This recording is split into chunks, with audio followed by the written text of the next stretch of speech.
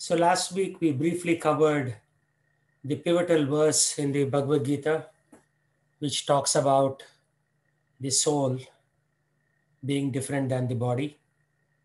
Dehinosmin yata dehe kaumaram yavanam jara tata dehantra praptir dhiras tatra na muhyati. As the embodied soul, embodied means the soul which is put into a body, continuously passes in this body from boyhood to youth to old age. So at one point we are a small boy or a girl, then we are youthful, then we become old. Similarly, the soul passes into another body at death. Death means it's just changing of the bodies. A sober person is not bewildered by such a change. Sober means somebody who is, very rational thinking, that such a person is called sober. So essentially, the fundamental principle is that we are not the body, but we are the soul, and the soul never dies. So this is shown in many movies, in much literature, lot of fiction, and all of that is correct because its basis is there in the Bhagavad Gita here. So with that backdrop, we now come into today's session. So repeat after me. Matra sparshastu kaunteya. Matra sparshastu kaunteya. Sitoshna sukha dukkhadah. Shitoshna sukha dukkhadah. Agamapayino nityas. Agamapayino nityas. Tam stitikstasva bharatam. Tam stitikshasva bharata. So Lord is saying, O son of Kunti, Kunti Putra, the non-permanent appearance of happiness and distress and their disappearance in due course are like appearance and disappearance of winter and summer seasons. They arise from sense perception, O scion of Bharata, and one must learn to tolerate them without being disturbed. Scion, you have a model in America called Toyota Scion, which is a smaller car compared to Toyota Camry. So Scion means a son, a descendant, or a child. Right? So in this case, Arjun is a descendant of Bharat Maharaj. So he's calling him, O scion of Bharata, one must learn to tolerate these. What are we supposed to tolerate? Happiness and distress. And appearance and disappearance of seasons. Sometimes there is summer and we say, oh, it is very hot.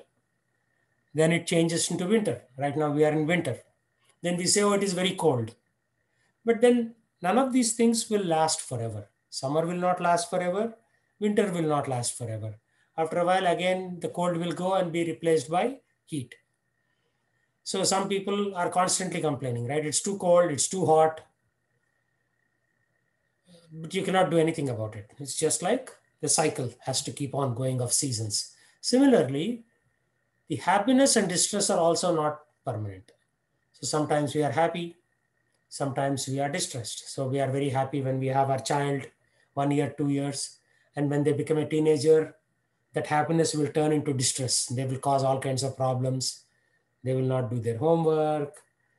They will, start arguing back with you. It's the same child, but the behavior has changed now. And then after that, once they become mature, once they are around 30 years old, again, they become very nice to you. So it's all a cycle. So the point of Bhagavad Gita is neutrality. Like if you see throughout the Bhagavad Gita, you will see that we should not be disturbed by these external happenings.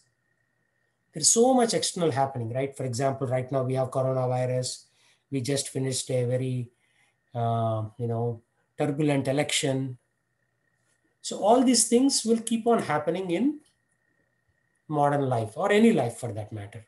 But our forefathers, they understood this and they would be very tolerant, right?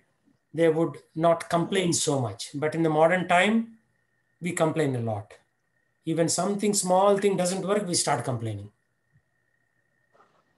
right? So, for example, in India, when people didn't have much money, they would go to a ration shop, stand in the line to get some sugar or rice or whatever. I remember when I was very young, everything was being rationed in India. It's called a ration shop. So you stand in the ration shop and you complain that this is very painful. Then you come to America, you have a good job, this, that. You are ordering everything online, you click a button, everything comes. But then when you click a button, your credit card balance increases. And if you don't pay in time, there'll be late fees. Different kinds of problems. Problems don't go away, they just change. That's all. They just morph from one appearance to the different appearance. It's like you ask anybody in America, are you fully happy? Nobody will say, I'm fully happy. And this is supposed to be the richest country in the world. Why? Because the nature of the problem changes. Problems never go away. So our Purvaj, our forefathers, they were, cognizant of this fact. They would say, okay, this is how it is. But then in the modern times, people tend to complain a lot. Bhagavad Gita's message is neutrality. You have to always be neutral, tolerate. This is the key word. A lot of things will happen to us. We just have to keep on tolerating. And actually, you don't have any other choice, really speaking, right? Can you change coronavirus? Can you change the government? There's hardly anything that we can change in life. So, best thing, Lord Krishna's advice is simply tolerate. That's it. Okay, I need a volunteer for the purport.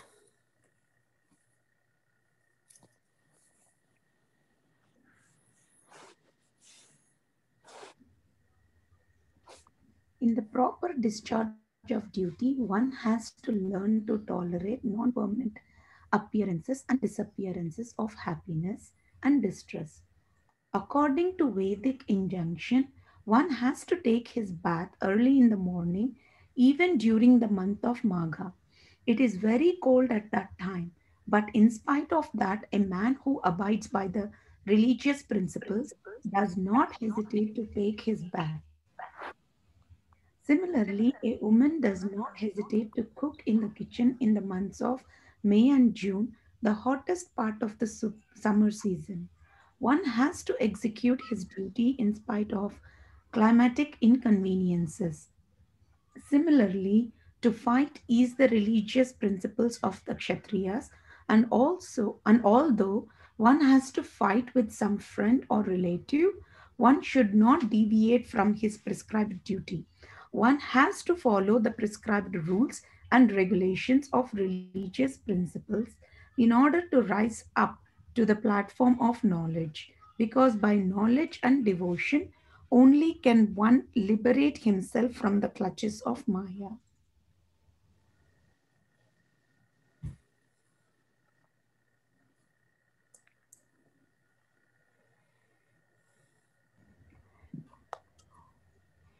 There could be a little more downwards.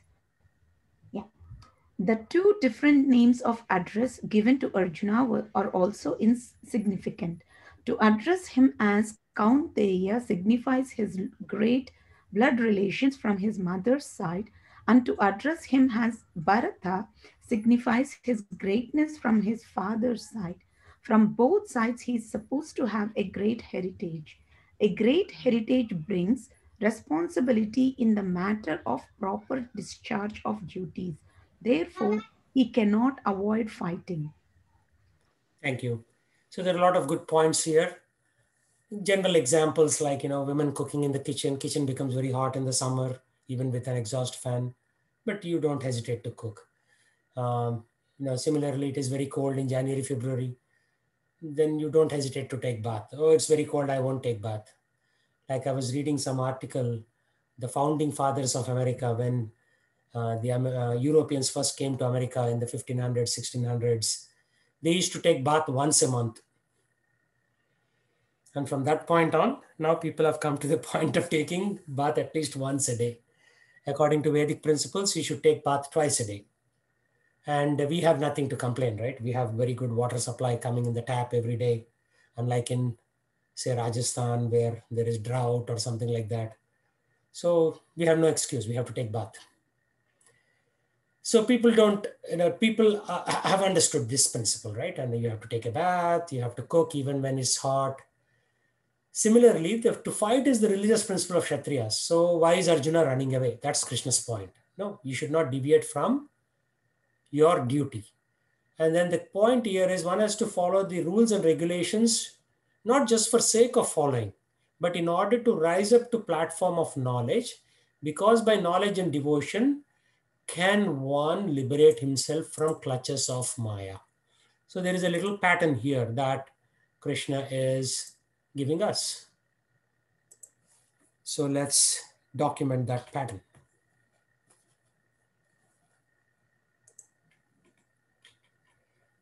So one has to follow prescribed rules and regulations. Why?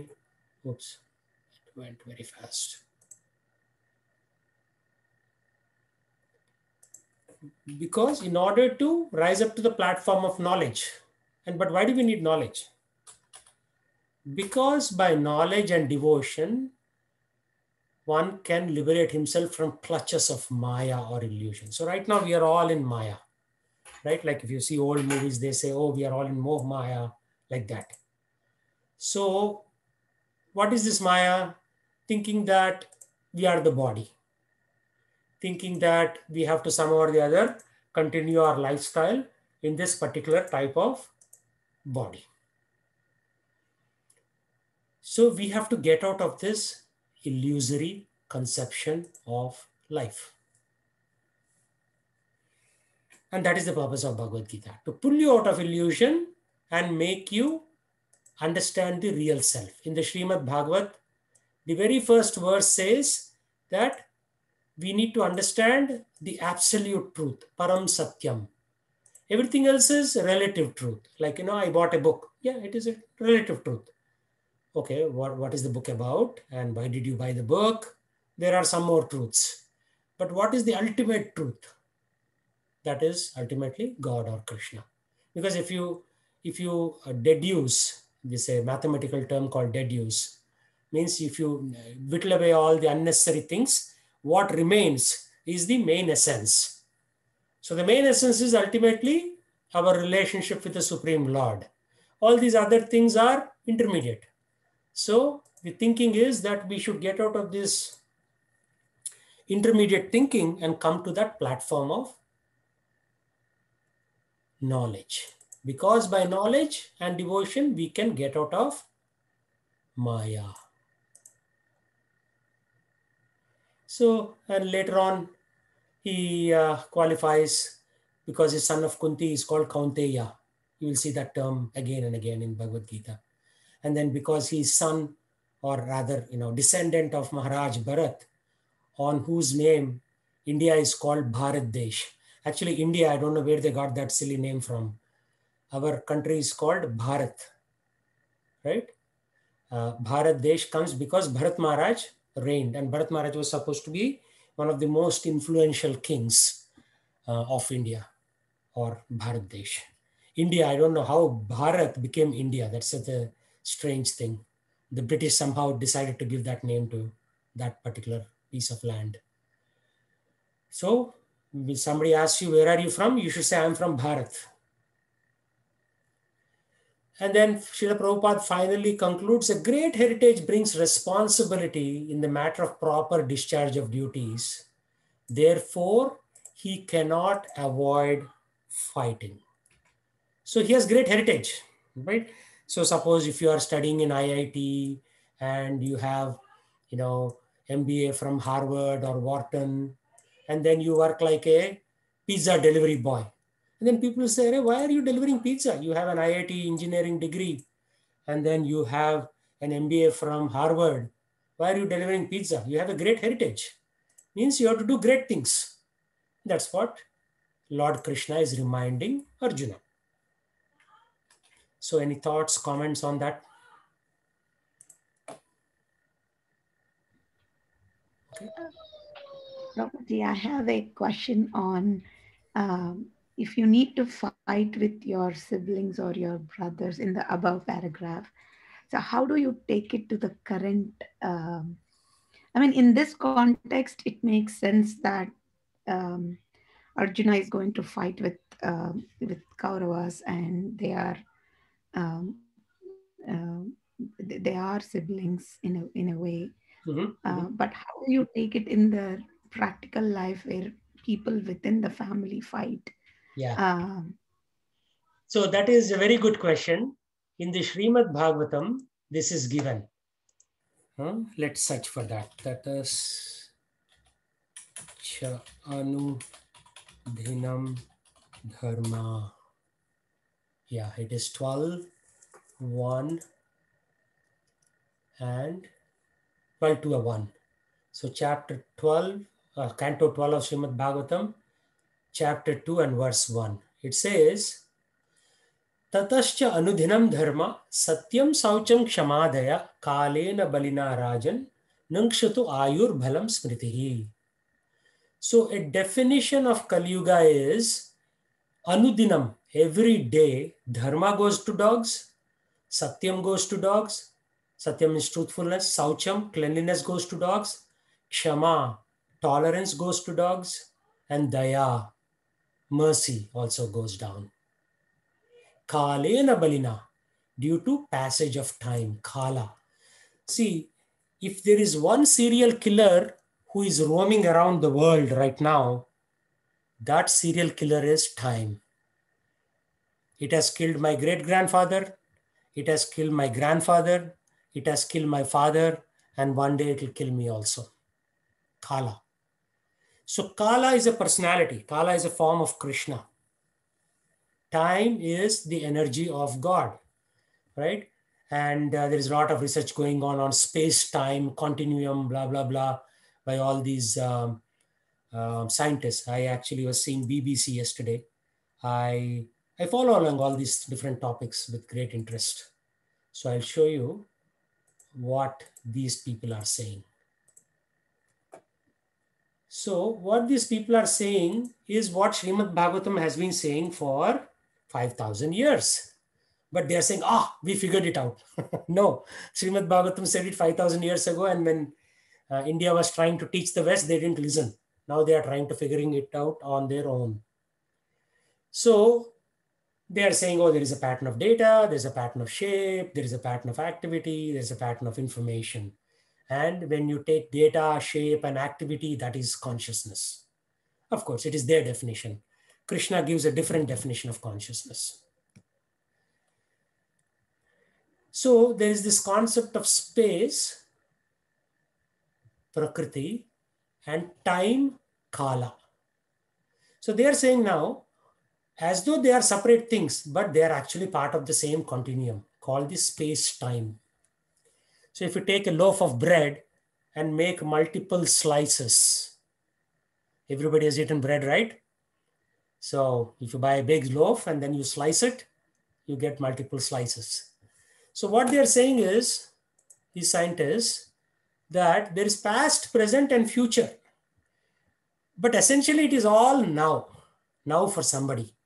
They don't use the term God, but they basically say that there is this universal present movement. So past, present, and future are basically now for somebody. And then there are different outcomes that can come, right? So if you put like these dominoes means if you put like matchboxes or pieces of wood right next to each other and you push one of them, the whole thing will fall. But there could be two outcomes. One is A, one is B. So there are different kinds of outcomes that can come from this process. So essentially what they are saying is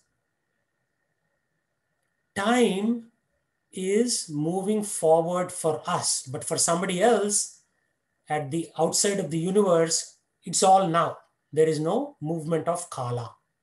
But in our universe, Kala is killing us. As I said, my great grandfather is dead, my grandfather is dead, my father passed away, and someday even I'll be gone.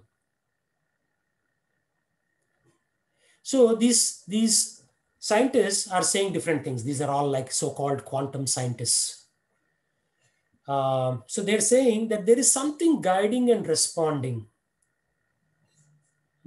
They are whispers from the subconscious. Somebody's telling me something, whispers. And we make decisions through these unconscious subliminal influences. And then one scientist says that what we are seeing is the virtual reality of our imagination, where the free will is really active. So he's using all these fancy terms, right? Virtual reality, imagination.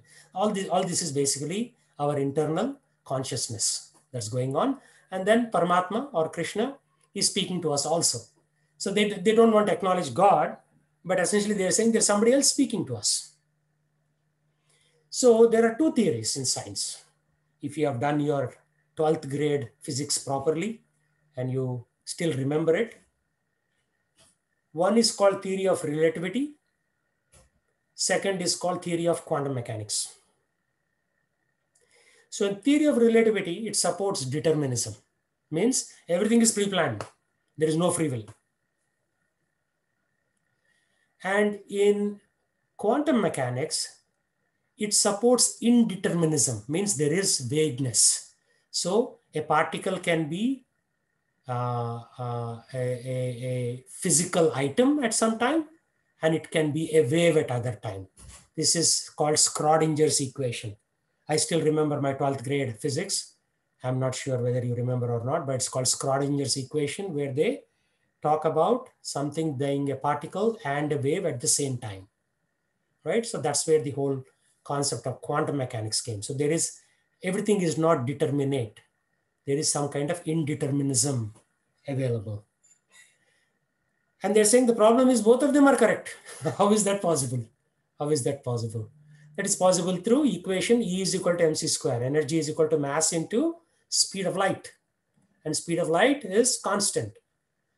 299,792,458 meters per second.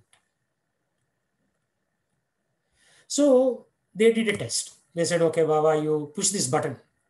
When you make a choice, you push this button. They put some electrodes on the fellow's head or the girl's head. It was actually a girl who did this test.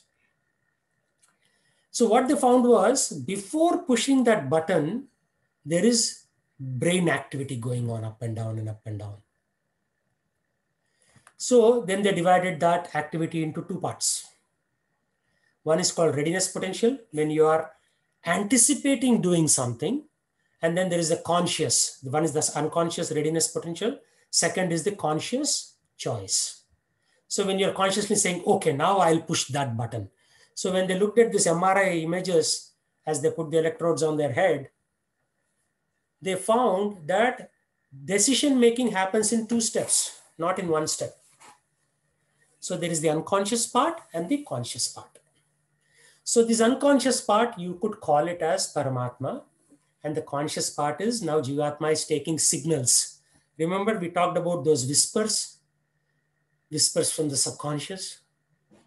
So those whispers are from Paramatma. And then we may be making a conscious choice on what we think is our decision. Actually, is it really your decision? You have to think about it. When you lift your hand, is it your decision or somebody prompted you to lift? So there is that Atma, Paramatma, Sambhashana going on between the two. And then there is a lot of gobbledygook here. This scientist said like this, that scientist said like this. There is first order deliberation and second order deliberation. Like, when a tiger hunts and it kills an animal, leftovers are eaten by the jackal. So it's saying, okay, let me invite jackal for lunch. Second order is a little higher than that, not just at the food platform. Should we invent clothes? Should we start wearing clothes? We are naked right now. So this is higher than just thinking about eating food like that.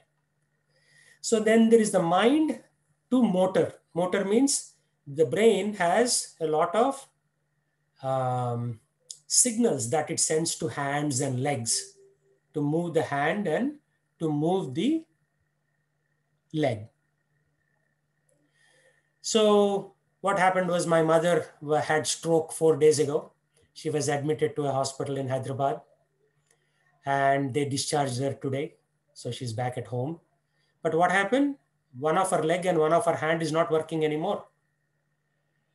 It is called paralysis on the left side. So what essentially is happening is the brain is not firing those signals to hand and leg. The mind is still working, believe it or not. She's still the same person, very intelligent and sharp. So until recently, people were thinking mind and brain are the same thing. But now they are separating it out. Mind is separate than the brain. And this is exactly what Lord Krishna said 5,000 years ago. Man, buddhi, ahankar. Man means mind. Buddhi means intelligence. Ahankar means false ego. He says, there are 8 things that are my separated energies, O Arjuna. What he says? Bhumi apo nalo vayu, kham mano baddhirevacha, ahankaram iti yamme bhinna prakriti ashtada. So Bhumi means earth, apo air, no, apo is I think fire, vayu, kham, vayu means air, kham means ether, mano means mind, buddhi means intelligence, ahankar means false ego. He says these 8 things are my separated energies. So what you take for granted as driving your body, these are all energies of Krishna. He says that. People think that they are running the show. Actually, they cannot run the show. Somebody else is running the show. We think we are running the show. Remember, we talked about free will. There is free will, there is no free will simultaneously. So theory of relativity by Einstein says there is no free will. Theory of quantum mechanics, all Einstein's disciples in that parampara, like Schrodinger and many other scientists, they came up with this indeterminism. And both of them are simultaneously present. So the point to note is, when we think we are making a decision, are we really making that decision? You should hold on to that thought. And throughout the Bhagavad Gita, you'll get the answer for that question. Are you running the show, or is somebody else running the show? You think you're running the show. It feels very natural, but that's under the influence of Maya. Remember we talked about Maya? Where did I write that down? No, I forgot where I wrote it down.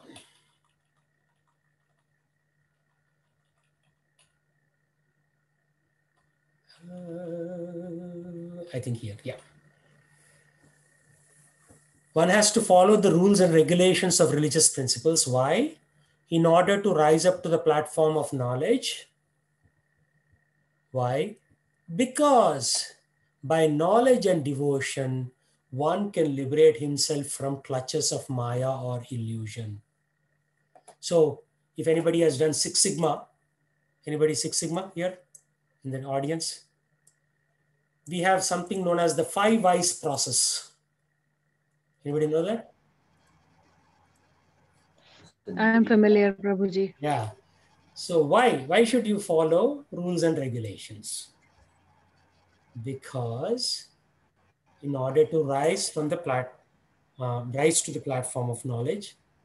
Why? Because by knowledge and devotion, one can liberate himself from clutches of illusion. But why? Why do you have to liberate yourself from clutches of illusion?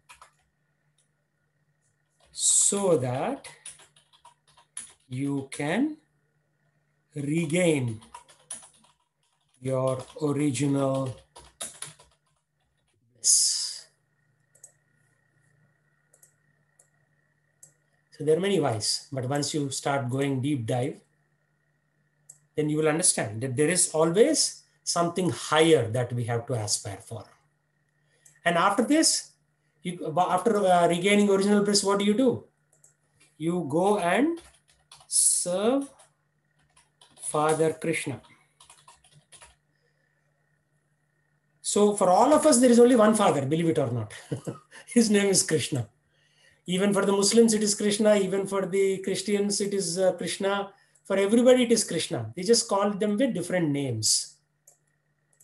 Right? Like Allah, Yehovah, Yahweh, Buddha, Rama, Narsimha, Vamana. No matter what. This is all the same, actually. They don't want to agree that because they typically people don't want to take anything from the East. They think that something from the East is bad and something from the West is good. And that's how we all ended up in America, right? Because West is supposed to be good.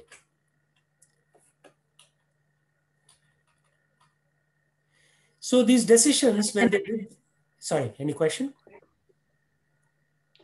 Just one question, real quick. If you can go back to the slide, This one? the last slide, nowhere you had written by the 5 whys. Oh, okay, okay.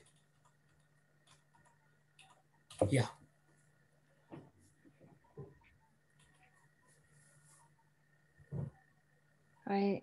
Yeah, that one. So the first box says one has to follow the prescribed rules and regulations of religious principles. So since the time we have, at least I have been here, I have heard people say that I don't follow rituals, but I believe in God, I am spiritual. So I am thinking that those rituals are equating to the rules and regulations of religious principles. Is that correct? Yes and no. What has happened is these principles of religion have become rituals. For example, there is a joke. One day, one boy is watching his father eating breakfast. He has, pads around his neck, feet. He has gloves on his hand. He has a cricket cap.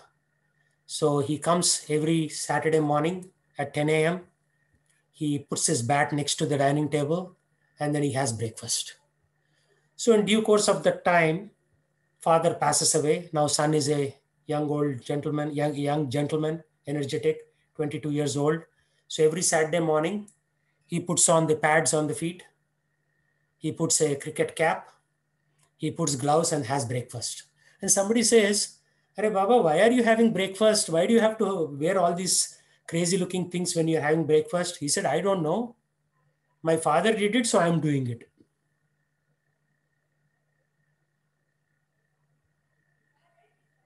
But is that why his father did it? To have breakfast, you need to have cricket gear on top.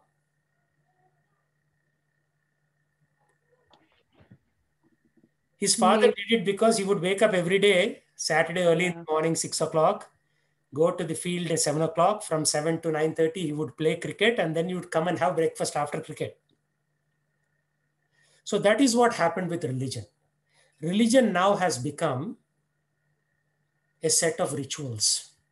That's why your friend is correct in saying that, yeah, I don't want to follow rituals. Even I don't want to follow rituals. Unless somebody tells me what is the real meaning of those rituals, right? Why do you ring a bell in the temple? Tang. Why do you bow down before the Lord? Is it has become a ritual right now. I see, people come to this Amamish temple. People, parents will say, Jai Karo. And then the kid will start bowing down just like the father. And 10 years later, you ask him why he bowed down. He has no clue because the father has no clue.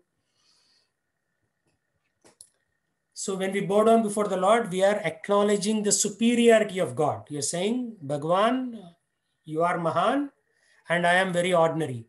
So therefore, I have to pay my respects to you.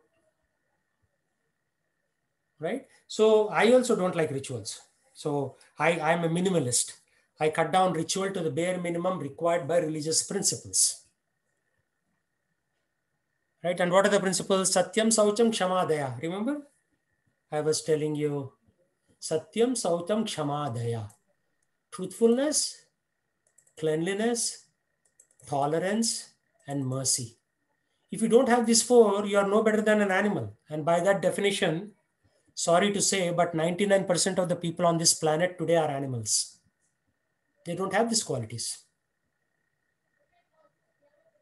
There's no tolerance whatsoever, right? You see, for the slightest provocation, somebody will pull a gun and kill somebody else in America. In India too. They don't have guns there. They probably will pull out a knife or something. So, principles of religion are important. Rituals are a external demonstration of those principles. The principle that your boss will tell you at work is, I need this program to work. Now, whether you write it in C++, Java, Python, R, I mean, the boss cares, but broadly he doesn't care. He wants the result, right? So the principles are important, and rituals, how you use different techniques to come to that, are less important. But what happens over a period of time, rituals become prominent and principles go to back burner. Did I answer the question? Yes, Prabhuji. I do have one more Yes, sure. question. So, in the same verse, it's written in one sentence that to fight is the religious principle of Kshatriya. Can you maybe share a little bit more about that in the current times? Yeah, very much so. And one other thing maybe you can add on to it is we when you were talking about tolerance. So I was also thinking about it. In Mahabharata, a lot of things happen, and just because they are Kshatriyas, they fought the war also. But I don't know if I'm right in thinking this. Could they have forgiven the Kauravas for doing whatever inappropriate things they did? They could have, and they actually tried to do that. You know what Yudhishthir said? Uh, Please give me 5 villages. I don't want 5 cities. Just give us 5 villages, and we will not even raise this topic with you again. Because they were the kings. They went to the forest, and when they came back, they were just asking for their share of the kingdom, not the whole kingdom, their share of their kingdom. But Duryodhan said, "No, I won't give you even a single one. I will not give land to prick a pin." You all know what a safety pin is, right? How much land does it take to prick a safety pin in the ground? Duryodhan said, "I will not even give you land to prick a pin in the ground." That much. Forget 5 villages. And then Lord Krishna went and tried to, he did Raivaram, means he was trying to negotiate with Duryodhan. Duryodhan didn't listen. So when everything else failed, then they said, okay, we have to fight this Dharma Yudh. So the war was the last resort. If you read the Mahabharata, war was not the first resort. War was the last resort. But today, these things happen so much, and people just get, I don't know, provocated very, very easily.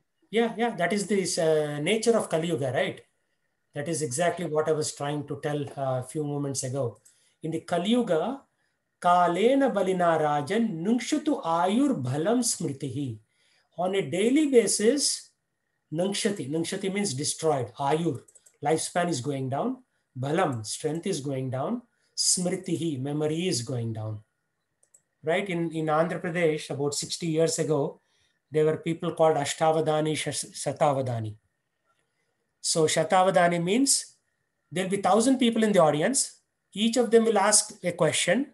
Somebody will be ringing the bell, tong, tong, tong.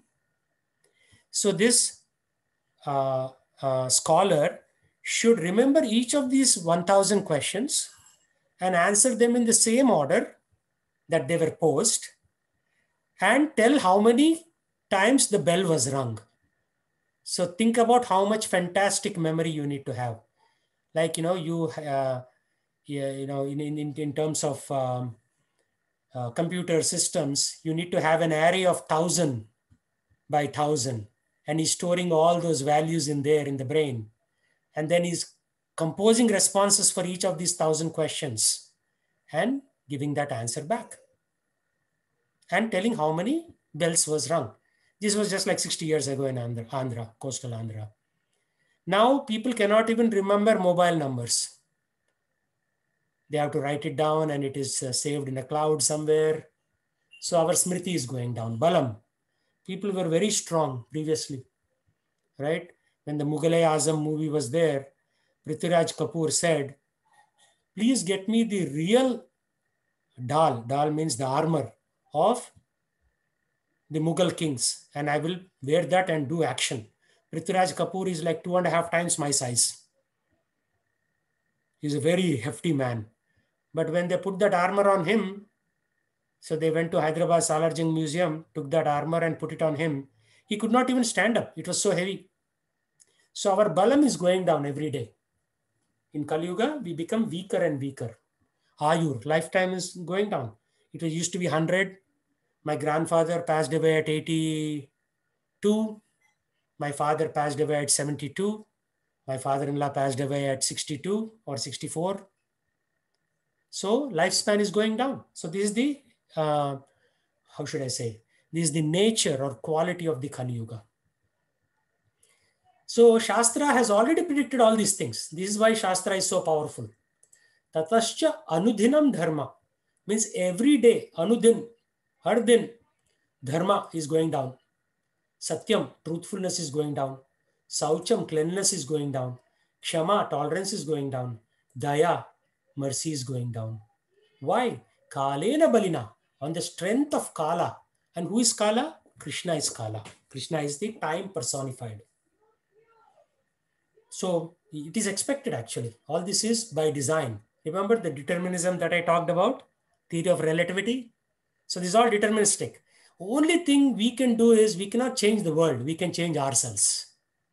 We can change ourselves so that we can surrender to Krishna, do devotional service to him and go back to him. You cannot change this planet. This whole planet will be inundated at end of Pralaya. The whole universe will be inundated. Forget this planet. So this is a temporary place, right? So material world is a temporary place where we are trying to build a permanent home. Everything here will be destroyed. Only a matter of time. Like where is the Greek kingdom? Gone. Where is the British Empire? It is said, right? Sun never sets on the British Empire. What happened now? Highest rate of corona is in Britain. Highest death rate. What happened to the empire? Finish. I think Indians do so much work. I'm sorry? They're putting drinking it. Was that a question or just background talk? Okay. Sorry, I think it was just a background talk. Background, okay. So there was this other question. Somebody raised this question, right? Around something about Brahmins or qualities or things like that. So these are the four varnas, right? So Kshatriya, Brahmana, Vaishya means the businessman, and the Shudra, the manual laborer. So this is there in every society. So those qualities are inherent in us. But right now, what is happening in modern times? Everybody is becoming a Shudra because everybody is a worker. There are few Vaishyas like Jeff Bezos, Bill Gates, like that. But vast majority of us, we work for somebody, right? So though that structure has been ruined right now. There are hardly any Brahmanas left in the world. Even Brahmanas, what do? They come, they open the temple in the morning, do arti, then they get onto the scooter, go to office to work. Because during Maharaj Yudhishthir's time, Brahmins were supported by the government. But now Brahmins have to support themselves.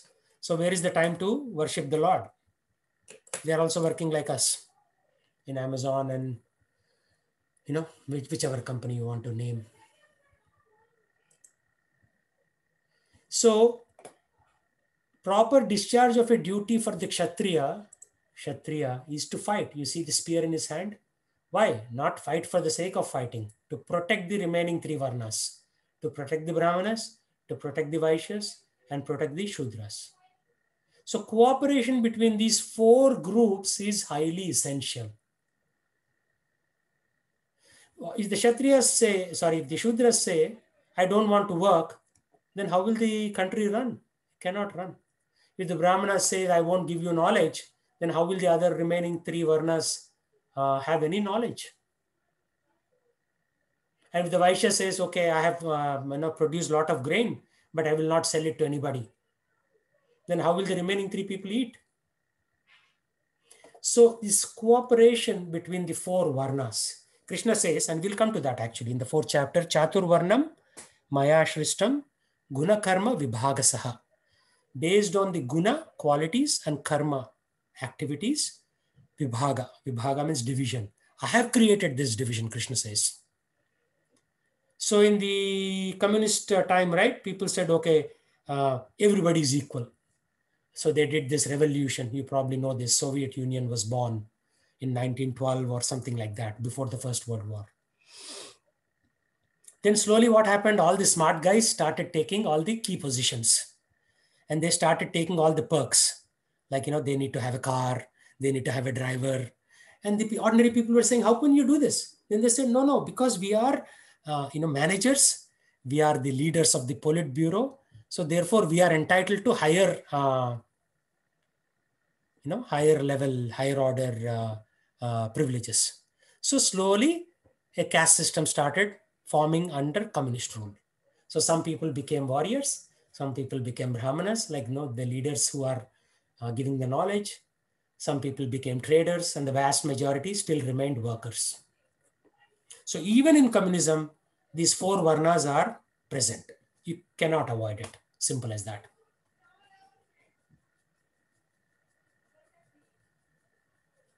So Kshatriya's dharma is to fight, and Lord Krishna is saying proper discharge of duty for you is to fight.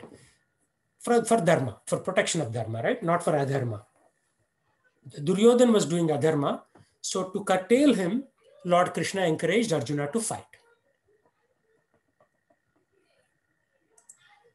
Does that answer your question, Mataji? It does. But I'd like to maybe piggyback on it a little bit. In today's Kali Yuga, how do you determine if you should, or when should you show forgiveness or take revenge? That's a very good question. So in general, if you take revenge, law of karma will say that you will again get some reaction back, right? So for example, somebody's mother-in-law troubles somebody. Okay. So now the daughter-in-law, after a few years, she tries to now take revenge on the mother-in-law. But then the daughter-in-law's daughter and daughter-in-law's daughter-in-law are watching her. Oh, maybe this is the standard. So in due course of time, now they will apply the same mantra over that lady. So what goes around comes around. It comes back with greater force. So better thing to do, what Krishna said in 2 verses ago, is to tolerate. Remember, we talked about tolerance. That's what we can do. We can chant the holy name of God and tolerate to the extent possible. Once in a while, you will retaliate. But whenever you retaliate, law of karma again starts building. Means now A slapped you, so you slap A back. So both of you have done some, activity, karma. Now you have to get the reaction. So it may come next day, or after 20 years, or after 20 lifetimes. But Prabhuji, somewhere I also heard that in Bhagavad Gita, Krishna says that we should not tolerate unjust. You should not tolerate injustice, provided the principles of religion are prevalent. Otherwise, it's like dog fighting a dog. So right now in the modern world, religious principles are mostly dead. So if you start fighting, then you are building karma. So how do you know what you're doing is correct? Right? You will argue you are correct. The other party will argue they are correct. Yes. So therefore, we need to take shelter of the scriptures, and we need to take a shelter of a bona fide acharya in the parampara. So who can guide. For example, I take advice from my spiritual master. Recently, I bought some land in Texas. So I wrote to my spiritual master, I want to buy this land. Then he said, what will you do with that land? What is your plan for that? So after due course of deliberation, he said, okay, go forward and buy it. So in general, life should be guided. You cannot do manmani as they say in Hindi. You cannot do anything that comes to your mind. You have to take guidance from authorities. To buy a house, to get your daughter married, to get your son educated, everything should be guided by superior authorities.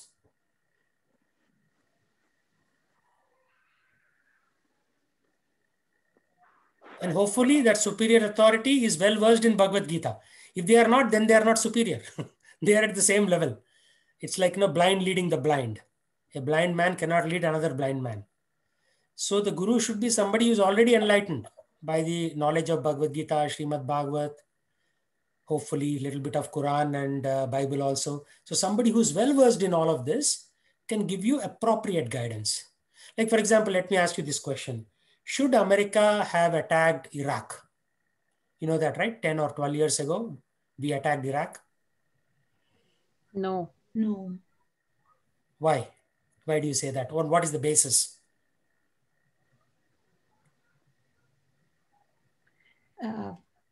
Because it created more damage than good. Exactly. So what is your moral compass? What is your reference point? What did you base your statement on? A lot of innocent people experienced it, and a lot of death, a lot of But that is crisis. again talking from your own mind, right? You are saying because innocent people died, it is bad. What is your reference point? So the reason for attacking Iraq was given as they have some weapons of mass destruction, Right, which was not found. right. But So it you was knew that completely only after the fact, right? So what principle did they violate from the scriptures? tolerance. No, not tolerance. Something else.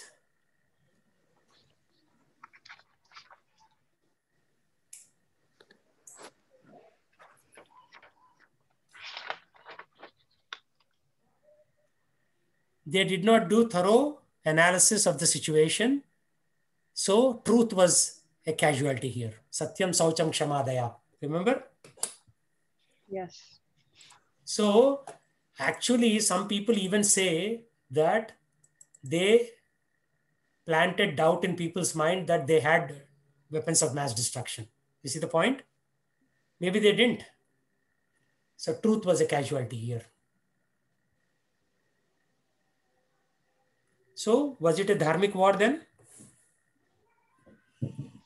No. No. Of course, we won't say this in public, but yeah, it wasn't.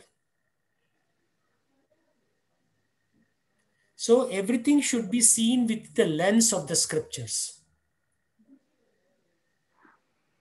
And a guru, a bona fide acharya, would have analyzed the scriptures thoroughly and assimilated its essence to give us quick, concise answer. Like when I asked the question, everybody said no, but you did not refer to the scripture, right? You did not use scripture as a reference point.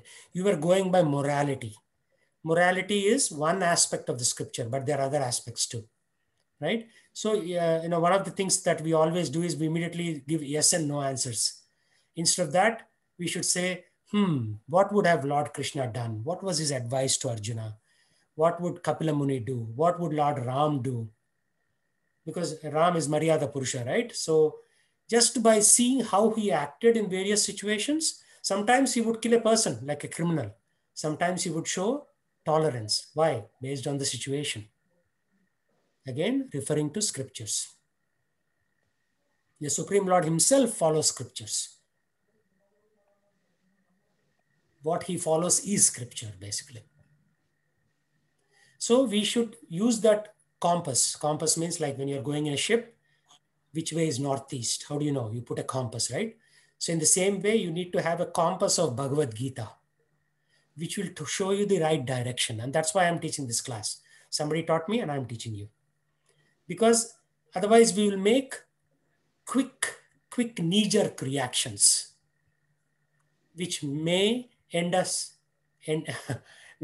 up putting us in trouble, basically. So always, scripture should be the basis.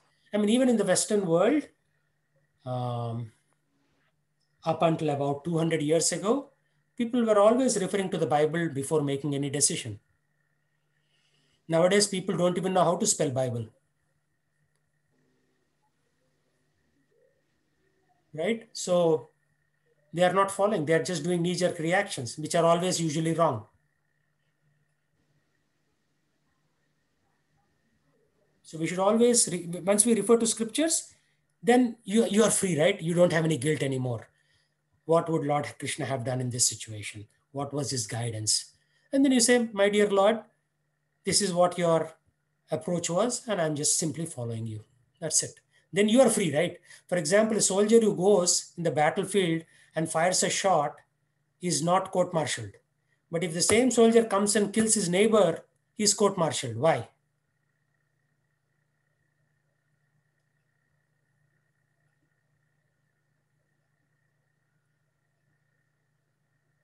Any thoughts? Because he's not. Abided by duty. Yeah, he was working under superior orders, right? The general said, okay, tomorrow we will attack this section in Baghdad. The soldier simply takes his gun and goes to that section. That's it. It is now the general's fault if he gave wrong direction. Same thing. If you are following Krishna's authority, then you don't have to worry so much about what is right or wrong. But if you have to do it on your own, then you are on your own. If you make a mistake, then you are very much guilty. And you could be, so court-martial equivalent is law of karma. Then you will have to pay the price for it.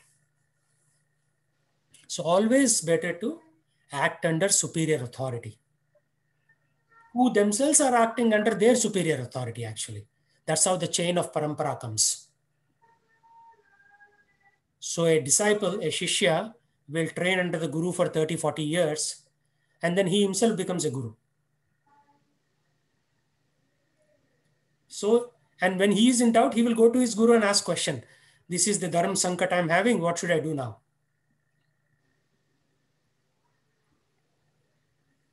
Dharma sankat means the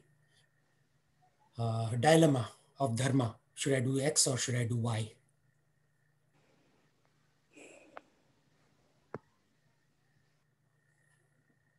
Okay, let's do this verse also.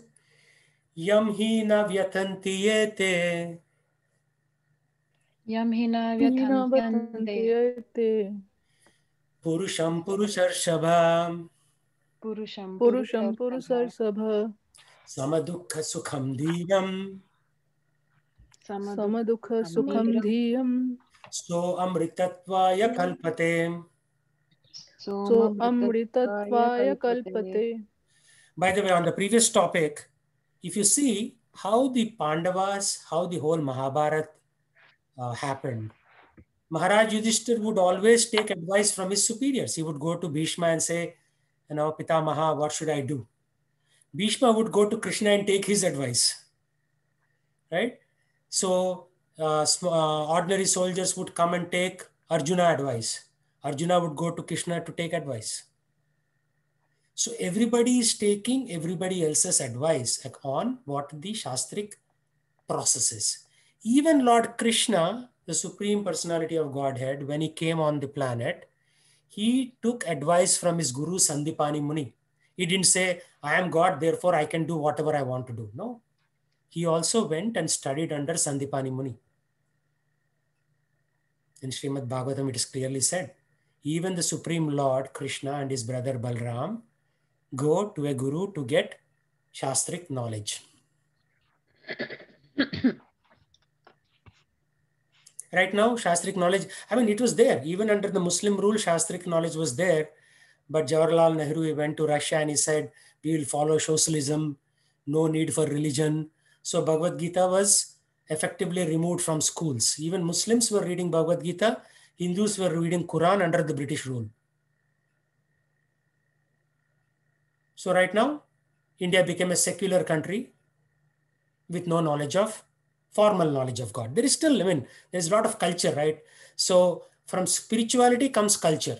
So because of the cultural upbringing, we are still continuing to take it forward. But otherwise, it is not so easy.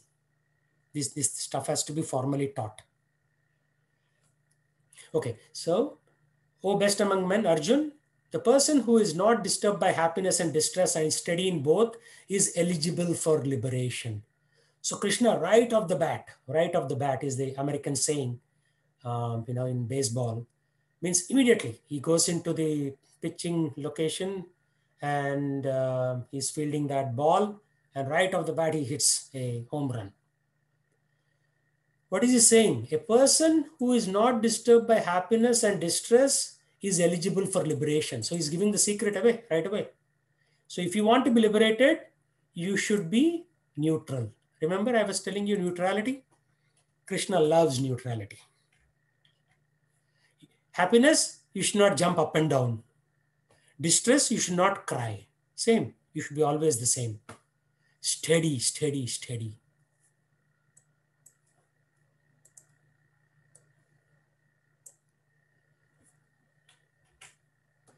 Okay, I need a volunteer.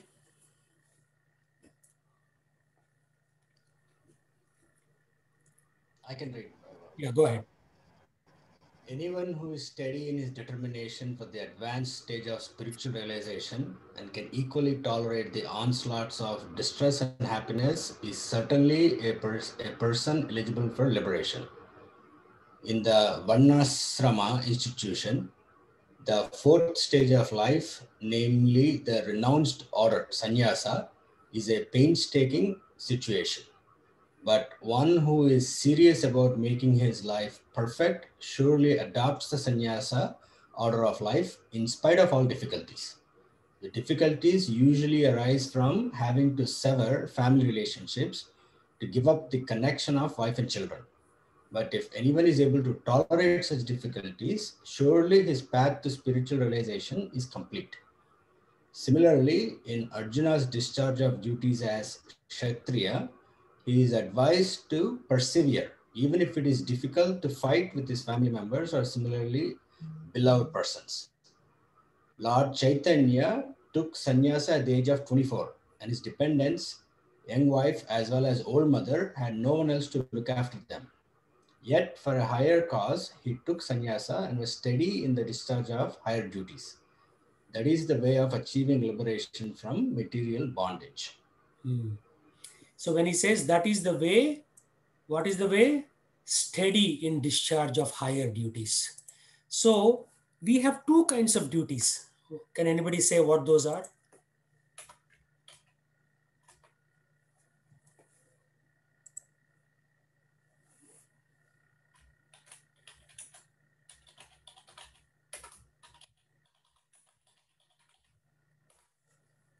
Swadharma means my family responsibilities.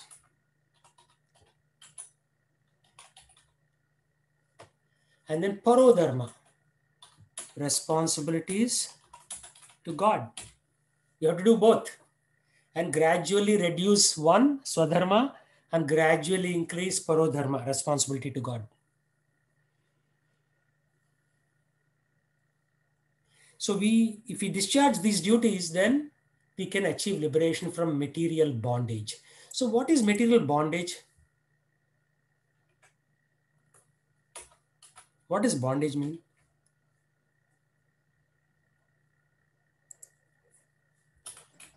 Attached to it. Huh? Attached to material world. Yeah, no, attachment leads to bondage, but what is bondage? Slavery. Bandhan. Yeah, you are bound by something. Means somebody's tied you down. Slavery or servant, becoming like a servant or becoming like a captive in an army, like after a war, somebody takes you captive. So material bondage means matter is keeping us here, preventing you from realizing higher things. We need to achieve liberation from that bondage. So how is matter keeping you? Like in the mode of ignorance, matter is keeping you by saying, okay, you can drink alcohol, eat meat, philander with other people's wives or husbands. That's all mode of ignorance. Then mode of passion. Oh, see, Mr. Soul, you can make a lot of money. You can buy Tesla car. You can buy, $2 million home, this, that. That is mode of passion. Encouraging you to earn more, achieve more. America is in mode of passion predominantly, right? Or mode of goodness. Okay, take it easy. Just focus on music, finer things in life without being too, passionate about achievement. So all three modes, goodness, passion, and ignorance, are bondage.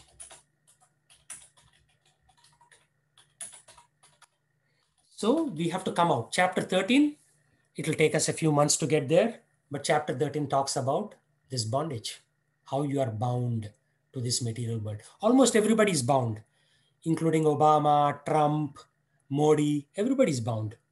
Nobody's free.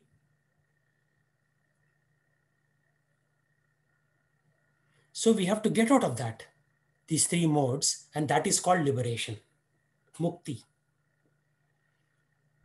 So right now, nobody is liberated. People may have more money or less money, but everybody is bound. Unless you understand the science of liberation from the Bhagavad Gita and apply it. So there is jnana, means knowing, and second is vijnana, means applying. So there are two different things, right? Jnana is not automatically vijnana. I think I told you this last time briefly or not. I don't remember exactly, but I told one of my batches. I do 3 batches: Friday evening, Saturday evening, and Sunday afternoon.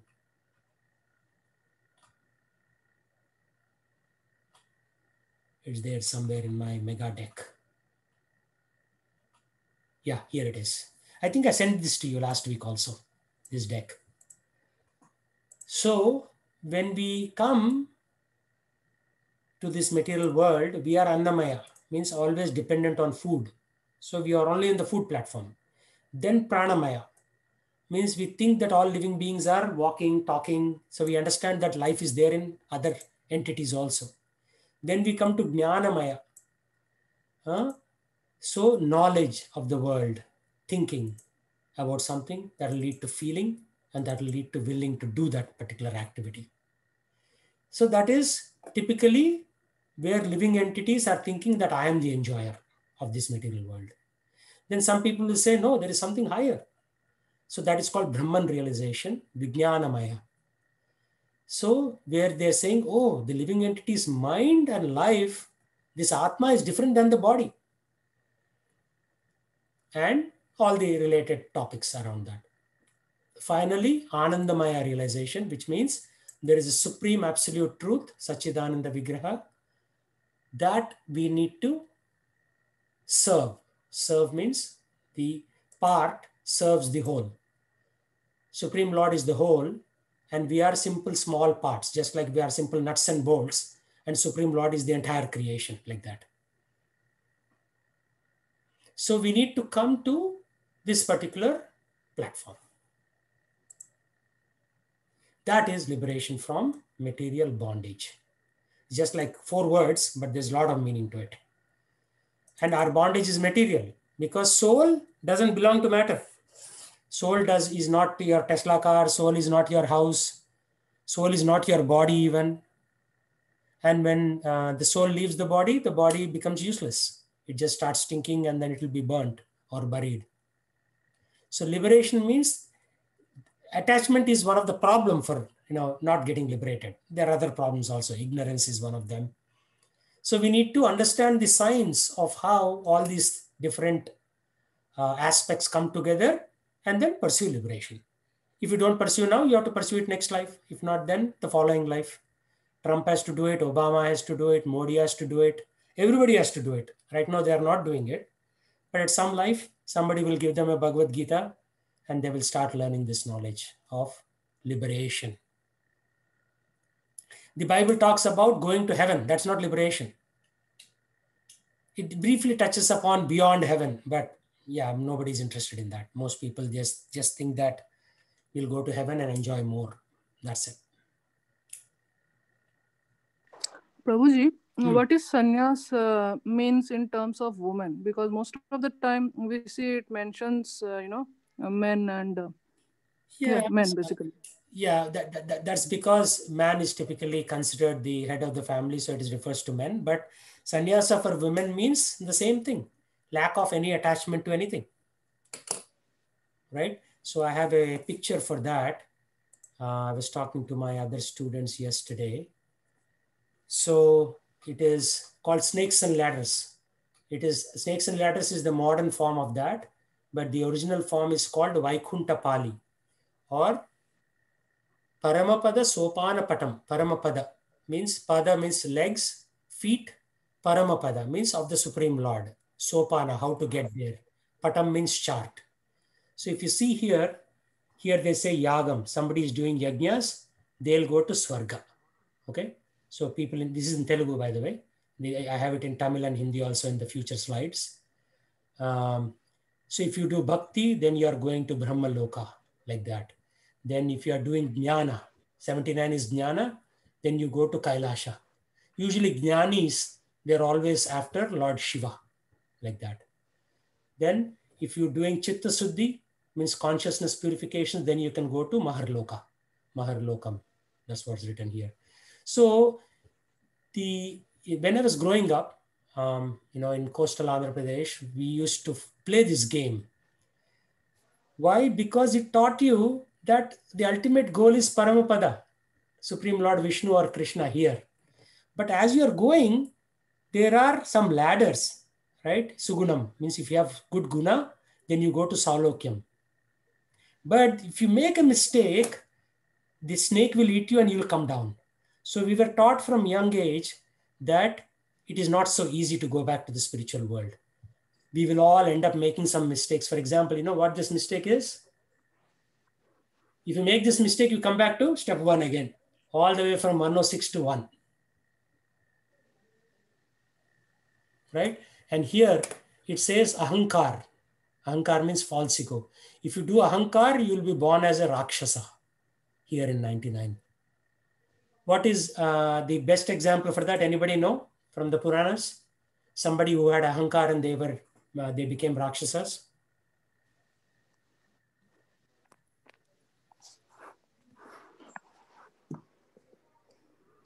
Ravanasura? Yeah. But who are they in the spiritual world? In Vaikuntha, who are they? Jaya and Vijaya. Vijaya. So Jaya and Vijaya, first they come as Hiranyaksha and Hiranyakashipu.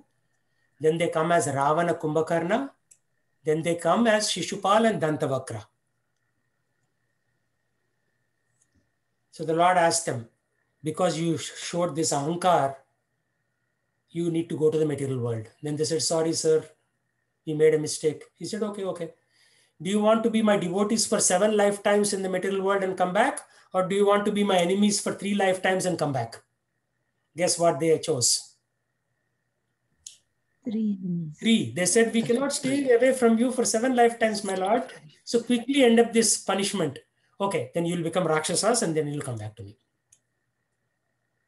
So this particular chart, Paramapada Sopanam, will teach you every step if you properly apply it, right? On how to go back and how not to make mistakes. This became, simplified in the modern world like snakes and ladders. But the snakes and ladders had meaning before.